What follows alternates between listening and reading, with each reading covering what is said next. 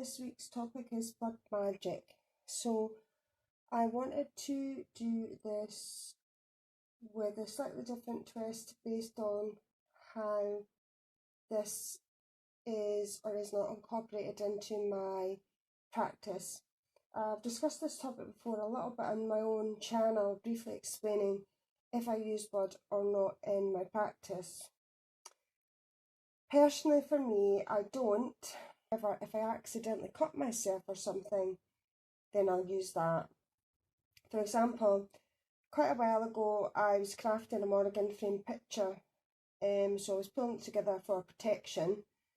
I had written some symbols and a sigil on the back piece, and I was replacing the board, you know, the board that you get on the back of pictures, and I nicked myself on a small ragged edge or something.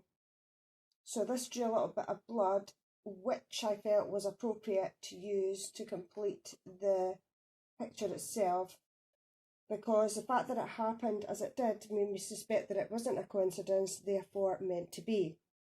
So I therefore added my blood into it and then closed back off the back of the picture with the used blood intact.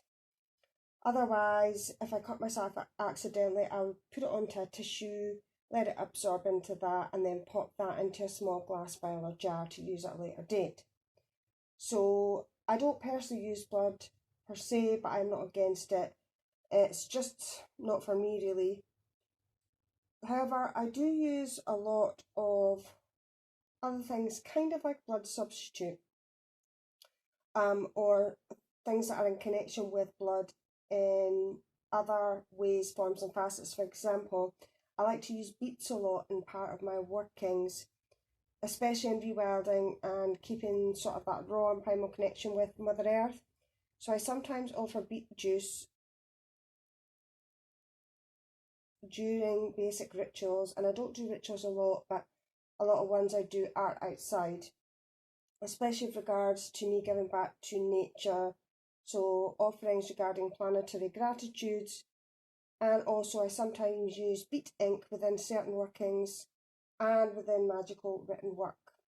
I also eat and drink beets quite regularly as part of a balanced diet.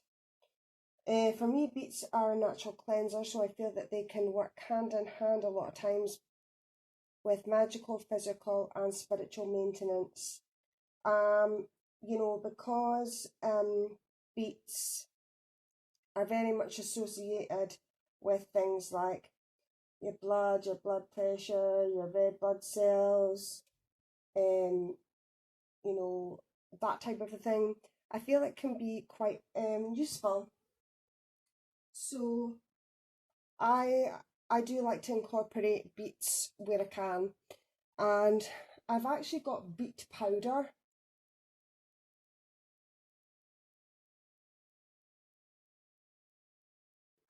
Ground up, dried out or whatever, and then I can use them in natural, in their natural state, if you see what I mean.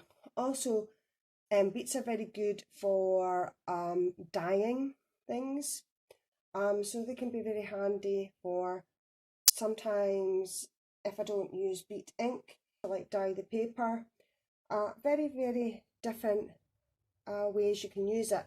It's very natural, easy, obtainable product to get hold of, and can be used both medically, spiritually, and internally, because obviously beets are in many different things. You can get so many different variations of beets these days in things, not just the vegetable itself. So like, you know, beet juice, beet ice cream, beet sweeties, beets in everything really. So yeah, I use beets where I can, and I do sometimes often substitute beets for actual blood, unless it is accidentally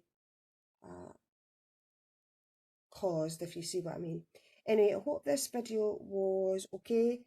Sorry it's so short, but I'm kind of running about doing 100 things and saying to my son, etc. So anyway, I hope you enjoyed. If anybody's got any other questions about how I use beats in my practice, then leave them in the description below and I will definitely answer your questions. Alright then, lots of love. Bye.